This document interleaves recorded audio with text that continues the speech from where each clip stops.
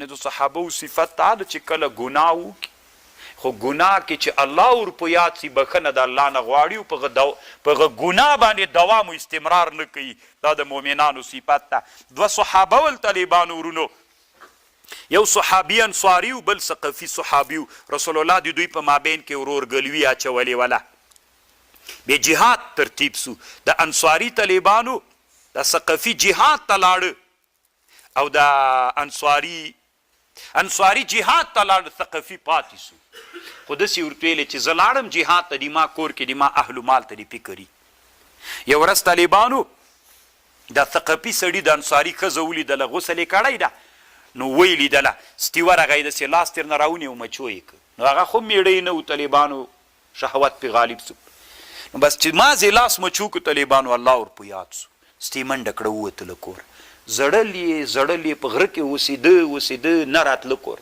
چې انصاري بیرته جهاد نه راغی، پوښتنې وکړې ویني ما ورور څه سوی ده، نو هغې قیصه ورته وکړه.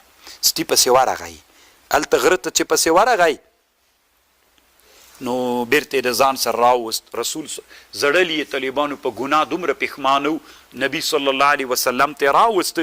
الله دا آیات را نازل که والذین اذا فعلوا فاحشه ظلموا انفسهم ذکروا الله فاستغفروا.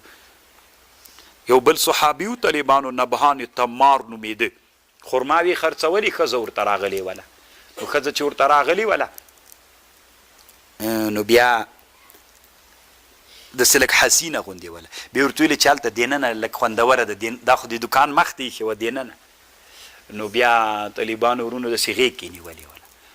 بیرته توبه وویستله. صحابه بیا چې الله ور په یاد سو داسې توبه یې ویستله لکه رسول الله وی د ماعز په حق کې که توبه یې په ټوله مدینه تقسیم کې د ټولې مدینې د خلکو بس کې دومره دې زړه نه یې.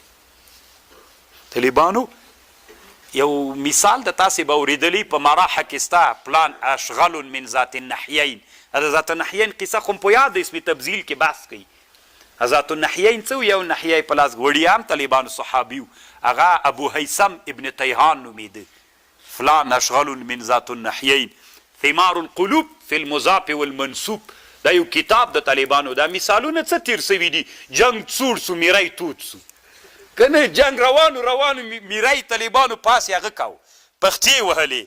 چې جنگ سوړ سو میری تود سو. طالبانو دا قصه لري ځان ته همداسې دا مثالونه قصې لري. دا د تاریخ یوه بله موضوع ده. دغه علامه ثعالبي په دې یو کتاب جوړ کړی، ما سره سته یو بل کتاب یو بل عالم جوړ کړی د علامه میداني ورته وایي کتاب الامثال. دا دواړه ما سره سته، دغسې خو ډېر کتابونه شته ده. پلان کای دسې ده که مجیر و معامر غوندې دښمن ته په نستوني کې جای مه ورکوه، که نه مثالونه دي. اولئک جزاؤهم مغفرة من ربهم وجنات تجري من تحتها الانهار خالدین فيها ونعم اجر العاملین قد خلت من قبلكم تیر سویل تاسې نه مخکې سنن واقعې فسیرو وګرځېږئ په مځکه کې فانظرو وګورئ کیف کان عاقبة المکذبین. چې هغه چا چې د دین تکذیب کړی الله څه سره معامله کړې. طالبانو ورونو د اسلامي امت یو عالم تیر سوی ده، علامه یاقوت حموي نومیږي. د یو کتاب جوړ کړی معجم البلدان نومیږي، 8 جلد کتاب ده، په جغرافیه کې جوړ کړی کتاب ده. په دې کتاب د نن نه زر کاله مخکې تیر ده. د عالم د کتاب چې جوړ کړی ده نو په مقدمه کې علم د جغرافیې فرض بللې ده، ځکه دی وی عبرت پکې د الله وی قد خلت من قبلکم سنن. ای انسانانو مخکې له تاسې نه دنیا کې ډېرې واقعې تیر سوي، نو دنیا کې وګرځېږئ چې هغه ځای نه ووینئ، واقعې به در په یاد سي، پند به ترې واخلئ. وي دا فرض ده د علم د جغرافیې. هذا بیان للناس، دا بیان د دې خلکو دپاره، وهدى وموعظة للمتقین. ولا تهنوا مزعب کېږئ، ولا تحزنوا مغمجن کېږئ، وانتم الاعلون تاسې پورته کیږئ په داسې حال کې چې تاسې غالبېدونکي یئ ان کنتم مؤمنین. که چېرته تاسې ایمان لرئ ضعیف کېږئ غمجن کېږئ مه. دام طالبانو یوه ډېره خوندوره جمله ده چې د اسلامي امت هغه مجاهدین چې د مقاومت په میدان کې چې الله وی لا تهنوا ولا تحزنوا